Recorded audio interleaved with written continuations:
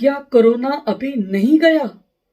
जी हाँ दोस्तों, ये बड़ी विकट स्थिति है कि कोरोना अभी नहीं गया।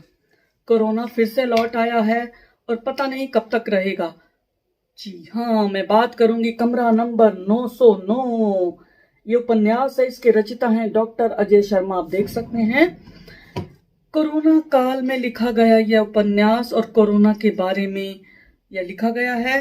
तो मैं आज इसके बारे में आपसे चर्चा करूंगी। पेपरबैक में 2021 में प्रकाशित हुआ है, बोधि प्रकाशन से आया है। मूल्य मात्र 150 रुपए, पृष्ठ 120। और मैं थोड़ा सा परिचय देना चाहूंगी अजय जी के बारे में। जालंधर निवासी हैं। इन्होंने BA MS किया है, यानी bachelor of Ayurveda medicine and surgery. कहानी, उपन्यास, नाटक लिखे हैं। 17 कृतियां आई हैं। केंद्रीय हिंदी निदेशालय से कृति सम्मान मिला है और पंजाब का सर्वोच्च सम्मान शिरोमणि हिंदी साहित्यकार सम्मान इन्हें मिला है। यूपी सरकार द्वारा सौहार्द पुरस्कार मिला है। इनके उपन्यास महाविद्यालयों विश्वविद्यालयों में पढ़ाए जा रहे हैं। और अब मैं समर्पण बताऊंगी कि अजय शर्मा जी, इन्होंने यह उपन्यास समर्पित किया उन सभी मरीजों के नाम जो कोरोना महामारी से जंग जीत गए या हार गए।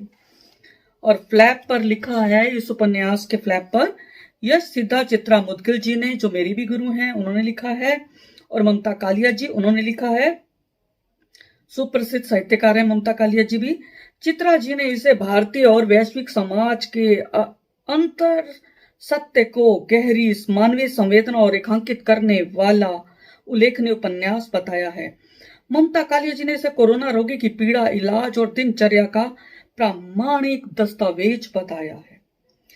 और पारखियों की नजर में कमरा नंबर 909 अजय जी के भोगे यथार्थ का फीका स्वर है। और इस उपन्यास की भूमिकाएं 9 लोगों ने लिखी है। डॉक्टर पान सिंह, एसोसिएट प्रोफेसर विभागाध्यक्ष Hindi, Himachal Pradesh university Shimla. Doctor Sunil Kumar, associate professor Hindi विभाग, गुरु नानक देव यूनिवर्सिटी अमृतसर। डॉक्टर तरसेम गुजराल, साहित्यकार चिंतक हैं जालंधर से। श्री अरविंद तिवारी, व्यंग्यकार। श्री शेर सिंह, साहित्यकार। श्री मनोज धीमान, साहित्यकार। श्रीमती वंदना वाजपेयी, साहित्यकार। श्री कमलेश भारती, पूर्व उपाध्यक्ष हरियाणा ग्रंथ अकादमी। Shri Vinod Kumar, associate professor, lovely professional university. इन सभी ने इस उपन्यास के बारे में बताया है और इसे एक प्रामाणिक दस्तावेज, इन्होंने सभी ने इसको यही कहा है और रोचक बताया है। और मेरी दृष्टि में यह उपन्यास रोचक है। इसकी विशेषता यह है कि यह 100 पृष्ठों में समाया लघु उपन्यास है और मैंने इसे एक ही सिटिंग में पढ़ा और इसे छोड़ने का मन नहीं हुआ। उपन्यास के मुख्य पात्र डॉक्टर आकाश कोरोना ग्रस्त हैं। 10 दिन अस्पताल में रहने के बाद उन्हें अंतर्ज्ञान प्राप्त हुआ क्या कि सब मिथ्या है। अस्पताल, शमशान, ये 2 ऐसे स्थान हैं जो बोध कराते हैं मृत्यु का और मृत प्राय इंसानियत को झकझोर कर रख देते हैं। इंसान जो स्वयं को भगवान मान बैठा था, उसे उस भगवान ने धूल चटा दी, घमंडी का सर कलम कर दिया। यही सब भी इस उपन्यास में है।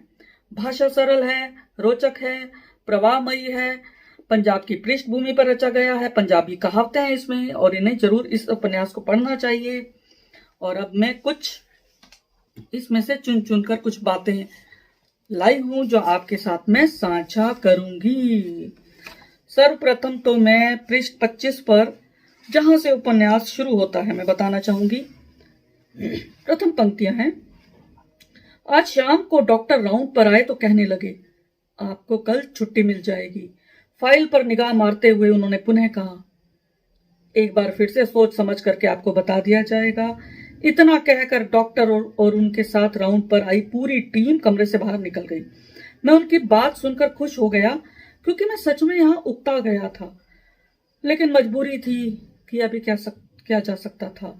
इतने दिन अस्पताल में रहने के बाद दूसरों की बात अगर ना भी करूं तो अपनी ही सांसों से डर लगने लगा था।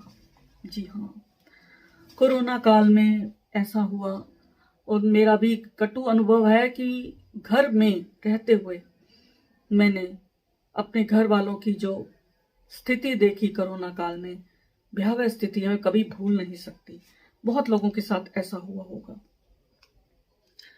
और अब इसमें मैं बता देती हूँ, पात्र हैं आकाश, वो अस्पताल में भर्ती हैं। उसे एक विकास संदल नाम का व्यक्ति मिलता है जो जिंदगी को खुशहाल कैसे रखा जाता है वह कोर्स कराता है, और इत्तेफाक से आकाश ने भी वहीं उससे कोर्स किया था, ऐसा विकास ने उसे याद दिलाया। लेकिन कोरोना से तो वह स्वयं परेशान था, मृत्यु से वह स्वयं भयभीत था, और सबसे बड़ी बात आर्थिक परेशानी से जूझ रहा था। विकास बताता है पूरी कहानी कि मेरे माँ बाप ने कहा पिता इस बाबा के चक्कर में मत पड़, इंजीनियरिंग किया है तूने तो कमा, लेकिन वह नहीं माना विकास। और वही इत्तेफाकन कि वही बाबा जिसने विकास को सब सिखाया था कि खुशहाल कैसे जिया जाए, उसके बारे में सब सिखाया था, वह स्वयं बाबा भी अस्पताल में कोरोना ग्रस्त हो जाते हैं। विकास जानबूझकर उनसे मिलने जाता है। क्योंकि बाबा ने भी आर्थिक मदद करने से मना कर दिया था विकास को।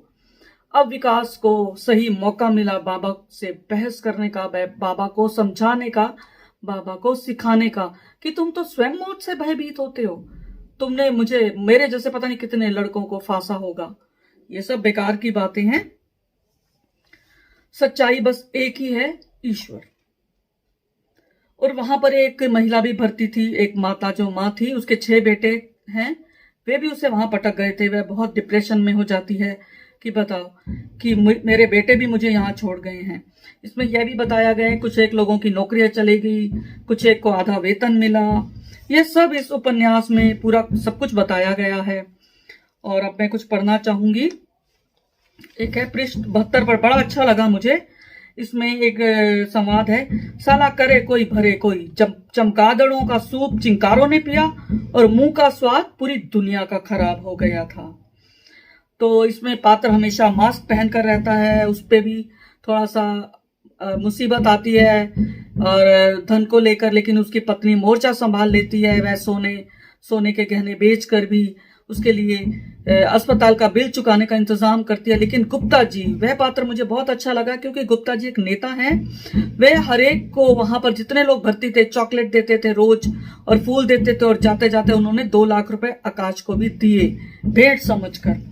तो ऐसे बहुत कम लोग होते हैं और ये सब मुझे अच्छा लगा। और एक 82 में मुझे बड़ा अच्छा लगा, इसमें गुप्ता जी ने कहा था कि यह मोह ही सारे दुखों का कारण है। बिल्कुल सही बात है।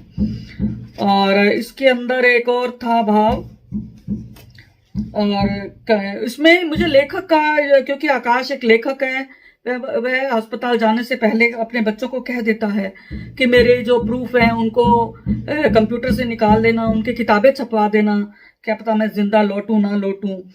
तो और वह ये भी कहते हैं उन्हें कंप्यूटर की पड़ी। और मुझे ऐसा लगता है हमारे जो जितने लोग लेखक हैं, मैं स्वयं भी ऐसा सोचती हूँ, कई बार यही ख्याल मेरे मन में आया कि शायद मेरा काम अधूरा ना रह जाए, मैं जल्दी से किताब छपवा लूं, मैं जल्दी से लिख डालूं, पता नहीं कब कोरोना खा जाए। तो ये भाव हम जो सृजनकर्ता लोग हैं, हम सबके मन में ये भाव आता है। और इस तरह के भाव इसमें लिखे। और अंत में इन्होंने लिखा है कि सब मिलकर कह रहे हैं बसंत को आने से कोई नहीं रोक सकता, देखते ही देखते ठूठों से भी पत्ते निकलने शुरू हो जाते हैं। अचानक मेरी नजरें देखती हैं कि जिस आसमान को बादलों ने ढक रखा था वह बादल छटने लगे हैं और सब लोग अंधेरे से उजाले की ओर जाते हुए मंगल गान गा रहे हैं। जी हाँ दोस्तों, ये पढ़िए अवश्य, क्योंकि इसमें आपको अपने भीतर झांकने का मौका मिलेगा, आत्मा अवलोकन का एक अवसर मिलेगा।